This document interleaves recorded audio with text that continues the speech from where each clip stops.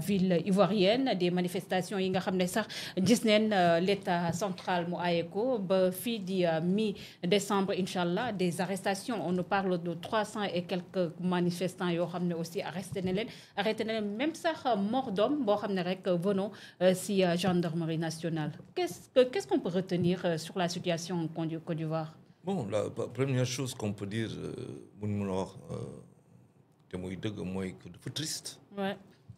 Côte d'Ivoire wax dëgg yàlla suñuy mbokk lañu même bu fekkente ne football dañuy sonal assez souvent mais suñuy mbokk lañu. Deuxièmement ñu bokk zone économique. Côte d'Ivoire quand même c'est 86 milliards de dollars en termes de PIB. C'est la locomotive de C'est la l'Afrique de locomotive l'Ouest. de l'UEMOA. Oui. Devant le Mali 26 milliards, le Bénin 21 milliards, le Sénégal 20 milliards, 20 milliards de dollars. Donc, nous avons 2700 dollars par tête d'habitants, le PIB. Donc, c'est énorme, Côte d'Ivoire.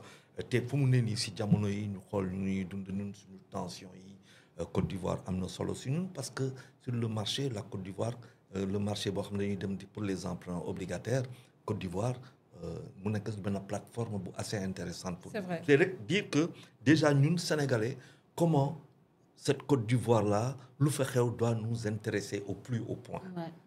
benn ñun dafa am lu ñu séq ak ñoom parce que bu ñu fàtte ko kooku c'est depuis les indépendances depuis Houphouët-Boigny qui je pense même a eu une femme sénégalaise Oui. bu dee juumuma et voilà ñun lëkkaloo bon ay mbokk la ñu daal léegi lu ñuy dund nii ce qui est le plus regrettable c'est que dafa mel ni Côte d'Ivoire jàngul si ay du ma wax erreur jàngul si ay traumatisme loo xamante ne indi na fa traumatisme parce que Côte d'Ivoire quand même 2000 ñu dund ay difficultés 2010 2011 dund ay difficultés yu doy waar et que la Côte d'Ivoire 14 ans après le pouvoir seen président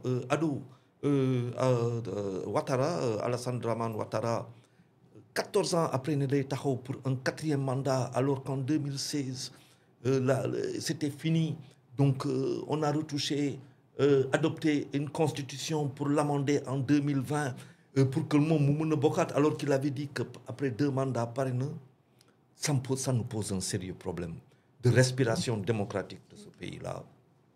Beneen affaire boo mën a xool mooy que boo xoolee ñeenti nit te ñoom ñëpp ñu doon ay ponkal Laurent Gbagbo ancien président Tidjane Thiam dont le frère Augustin Thiam ministre et conseiller de Ouattara. C'était le ministre du Commerce, non? Voilà et conseiller de Ouattara. Oui. Et Nguessan.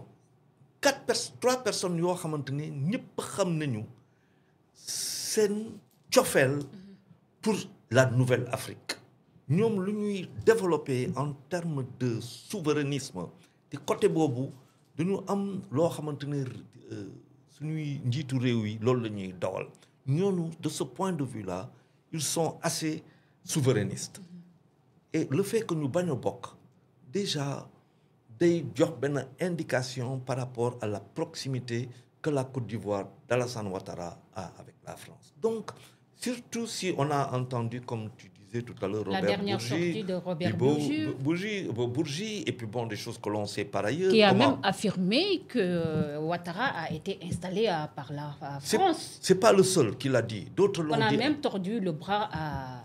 Mais d'autres l'ont dit. Mais ça, avant. c'est grave, Charles. Ouais, ñeneen ñi wax nañ ko avant moom. Moi, je l'ai entendu ailleurs. J'ai entendu ça dans des salons feutrés avec des connaissances. Ñu toog wax ba ne sax comment ils ont renversé. Gbagbo a eu beaucoup de chance. Hein. Franchement. Gbagbo a eu beaucoup de chance. Bon, mais la Côte d'Ivoire aujourd'hui, ce qu'il faut, moi, que les Ivoiriens, ils ont leur responsabilité. Madame. ñoom ñoo yor seen destin en main parce que nag bu fekkente ne comme les Sénégalais l'ont fait parce que bu ñu fàtte que le Sénégal a connu ay tentatives par exemple Abdoulaye Wade a voulu forcer pour un 3e maître Abdoulaye Wade a voulu forcer pour un 3e mandat jàllul les Sénégalais lui ont dit non Abdou Diouf bu muy bëggaat en 2000 bëgg a prolonger Sénégalais yi wax ko déet. Et ça s'est très bien passé. Donc, les Ivoiriens, à mon sens, que Ouattara bëgg présenter au club, les Ivoiriens, ils ont le choix.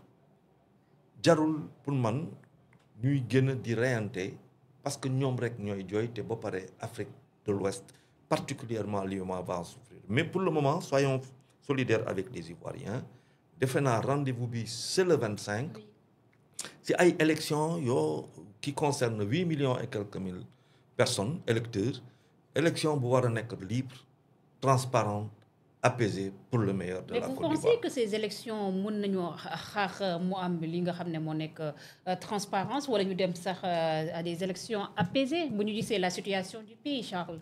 bu ñu xoolee xam nga ñun suñu référentiel yi dafa bizarre pas bizarre suñu référentiel autant pour moi bizarre c'est pas le mot approprié suñu référentiel Sénégal dafa spécifique. Et tout est né de 2000 avec entre Walfadjri et Sud. C'est pour cela que la presse sénégalaise, les médias dañ war a respecter. Boobu j'étais sur le terrain dañ doon liggéey nekk en concurrence ak Sud pour joxe résultat du scrutin. Loolu moo indi xëy na que ñun Sénégal investissement des médias dans le jour de la présidentielle pour joxe résultat yi. doon loo xamante ni xëy na yeneen ni réew yi amuñu ko noonu mënuma si wax lu bëri parce que nag musuma dem Côte d'Ivoire fekkee élection ba xam ñoom ñu koy régler donc côté boobu am na mais lu ma wóor mooy que population électeurs yi bu fekkente ne ils sont plus de 70% à voter pour quelqu'un qui n'est pas Ado dina metti leneen mën a am foofu. Mais malheureusement, les candidats qui sont en lice contre Alassane Ouattara, ils ne font pas le poids. Voilà, c'est ça le problème en fait. Mais bon, ils font pas le poids. On a éliminé tous les ténors. Waouh, mais xam nga. Et quoi qu'on puisse reprocher à Ado sur le plan économique, c'est quelqu'un qui a travaillé à son pays. Oui, Ado, je viens de dire, c'est 86 milliards de dollars. C'est quand même, bon, c'est 4 fois le budget du Sénégal.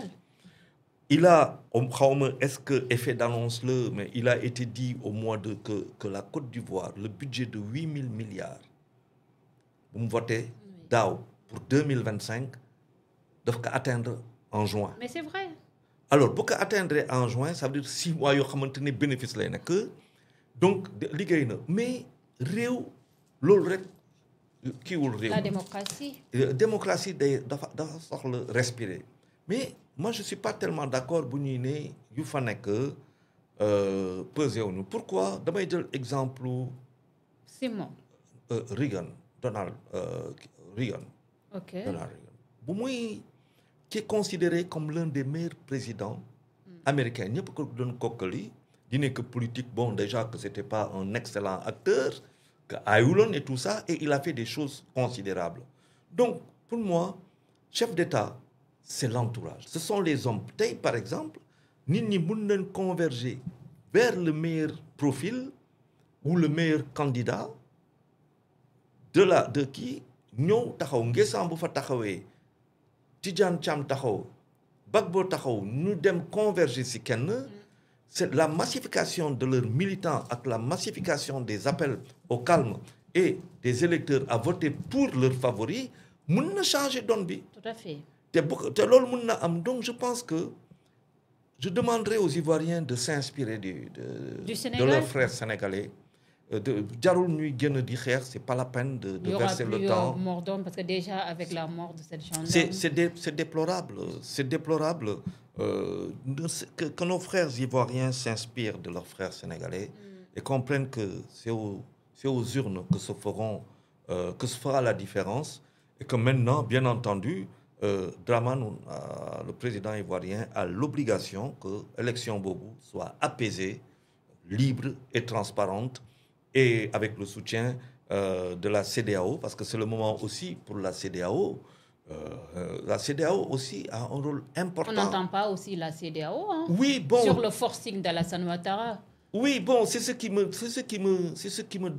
fait regarder du côté de l'AES en disant ces gens-là ont raison, quoi. Parce que je me dis bon, là, je me dis que qu'est-ce qui se passerait si jamais le désir, vous faites qu'un Ivoirien, l'une bëgg am, amuñu ko te Ouattara respecté wu ko, mais kooku dañ xam lu mu ñuy indil Côte d'Ivoire ba pare war a indil yow. C'est pour cela que dama ne tey la CEDEAO a une responsabilité boo xamante ne xëy na musu ko bon je dirais pas que musu ko assumer mais tey lañ ko gën a soxla si wax boobu. Et au-delà de la CEDEAO il y a l'Union africaine aussi.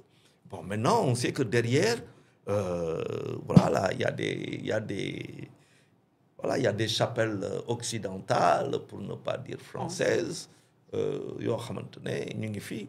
Mais les Ivoiriens qu'ils s'inspirent de leurs frères sénégalais ñu dem voter en masse pour le candidat que leur auront indiqué bu ñu bëggee changement parce que aussi est-ce qu'ils veulent du changement. Ça aussi c'est autre chose. Donc l'exercice du 25 octobre dina mën a woon nit ñi sénégalais yi l'UEMOA et particulièrement les Africains de quoi sera fait le lendemain.